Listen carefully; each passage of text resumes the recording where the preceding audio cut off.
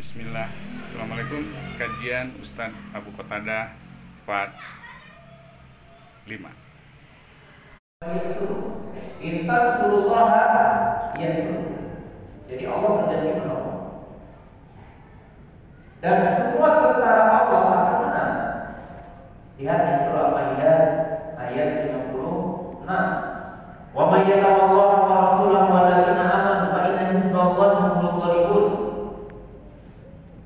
Kemudian dalam surah As-Saffat ayat 173, wa inna hizbana lahumul ghalibun. Jadi ayat-ayat ini menunjukkan orang beriman akan menang. Ahli iman akan menang. Ahli Islam akan menang. Allah berjanji. Dan Allah berjanji, wa anallahu alladziina aamanu minkum wa 'amilus shalihat la yastakhlifannahum kaman istakhlafa alladziina min qablihim wa la yumakkinanna lahum dinahum alladzi irtadaa lahum wa la yubaddilannahum min ba'di khawfihim amnan ya'buduna la yusyrikuna bihi syai'an. Surah An-Nur ayat 55. Janji Allah. Surah 24 ayat 55. Allah berjanji pada siapa orang beriman di antara kita dan orang-orang yang beramal soleh, janji Allah akan memberikan 3 hal. Pertama yaitu khilaf, kekuasaan. Kedua, akan memberikan keteguhan, ketenangan dalam beragama. Jadi orang beriman akan tenang. Dan akan ketiganya akan apa? Akan menukar rasa takut pada saat Allah berjanji dengan 3 janji. Jadi artinya kaum muslimin yang ada di nanti Allah Subhanahu wa taala. Kita yakin akan menang. Walaupun di generasi mana itu Allah tahu, tapi kita yakin. Dan Allah Subhanahu wa taala akan senantiasa mengganti satu generasi dengan generasi yang lain dan kondisi-kondisi yang berbeda yang dilewati oleh setiap generasi. Bahkan Nabi sallallahu alaihi wasallam mengatakan apa? La tazalu qa'imatun min ummati dhahirina 'ala al-haq yuqatiluna 'ala al-haq. Nabi sallallahu alaihi wasallam mengatakan senantiasa di antara umatku akan ada orang-orang yang mereka berperang di atas kebenaran dan mereka diberikan kemenangan di atas kebenaran. Dhahirina 'ala al-haq. Bahkan disebutkan ujungnya la yadurru man khadalahu wa man khalaqahu hatta ya'ti Allah. Tidak akan menolongkan kepada mereka sejumlah kekuatan musuhnya. Tidak akan menolongkan kepada mereka sejumlah rekayasa musuhnya. Mereka akan menang, dan itu yang dinamakan dengan Al-Qa'idah al-Mansurah, kelompok yang tolong Allah. Dan para ulama mengatakan yang paling banyak adalah Ahlul Syam. Mereka adalah musuh. Dan kita akan ditas juga dituduh Syam, dituduh Irak. Dan kita diperintahkan agar kita berada di tentara yang ada di negeri Syam. Terjadi perang, mana akan diberitahu Allah? Yakin. Nah. Kemudian poin yang ketiga.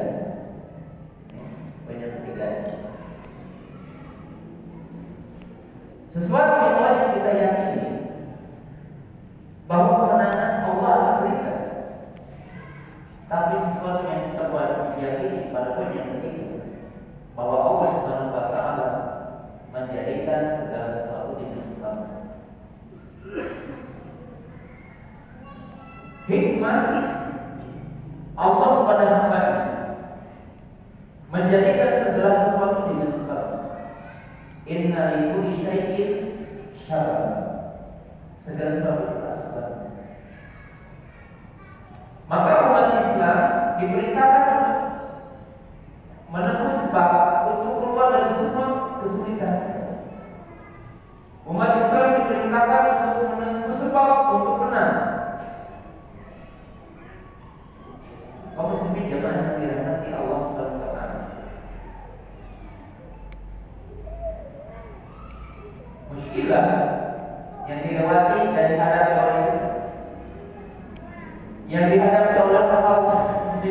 saudara kita di Palestina dan dirasakan oleh seluruh dunia. Umat Islam harus tahu sebab dan akibat. Di poin ketiga ini, poin yang pertama, bahwa Allah menangguhkan pertolongan kepada hamba yang beriman. Hal itu disebabkan dengan sebagian pelanggaran kita kepada syariat Allah.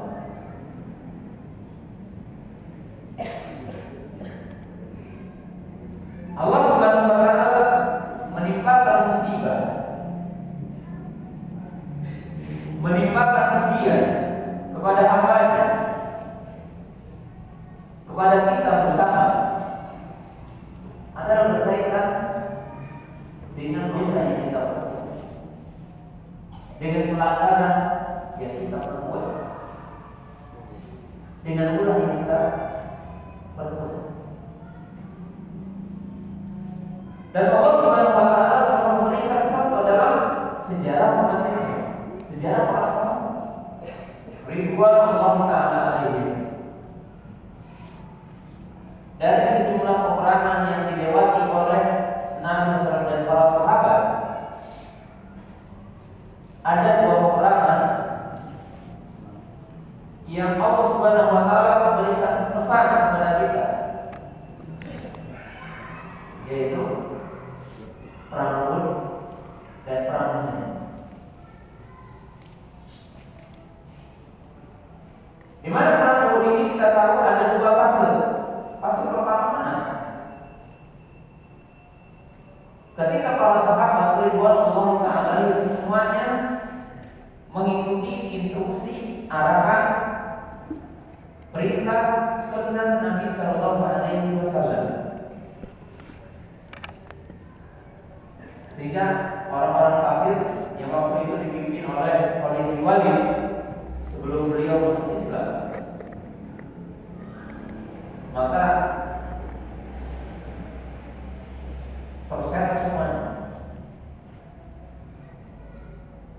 Dan kaum muslimin, para sahabat yang berada di bukit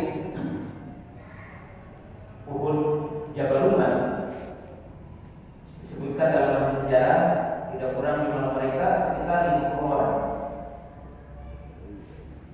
Dan mereka dilarang oleh Nabi SAW untuk turun dari tempat itu sejak mendengar perintah Nabi SAW. Tapi ketika sejumlah para sahabat telah melihat ghanimah, telah melihat ghanimah dan telah melihat orang-orang kafir pergi, maka sebagian yang disebutkan dalam sejarah itu maksiat kepada Allah. Walaupun sejarah ini tidak mencacati sahabat, karena sahabat telah beristighfar dan bertaubat kepada Allah dan Allah telah mengampuni mereka. Tapi sejarah membuktikan ketika ada yang maksiat, maka Allah menguji dengan kesalahan di sana. 70 sahabat mulia, sahabat Hamzah bin Abi Thalib, Usairi, Hamzah, Mus'ab bin Umair, Anas bin Nadar, 70 sahabat syahid. Kemudian dalam perang Hunain, ketika jumlah para sahabat telah banyak, karena perang Hunain itu disebutkan tahun ke-9 Hijriah, setelah Mekah. Maka disebutkan dalam ayat jabat kasratukum walam tu'ti ankum syai'an. Ketika menimpa kepada para sahabat ujub, artinya ujub ini bangga dengan jumlahnya, dan mereka seolah memastikan kemenangan. Tapi Allah Ta'ala menguji, hampir para sahabat terus kalah saat itu, sehingga mereka kembali kepada Allah. Maka kaum muslimin jamaah yang dirahmati Allah Ta'ala, jalan yang pertama dan utama bagi kaum muslimin menempuh kebenaran digambarkan oleh para ulama seperti Syekh Al-Albani rahimahullah taala, tarbiyah wa tasbih, yaitu mendidik kaum muslimin, kembalikan kaum muslimin kepada syariat Allah, dan mendidik kaum muslimin supaya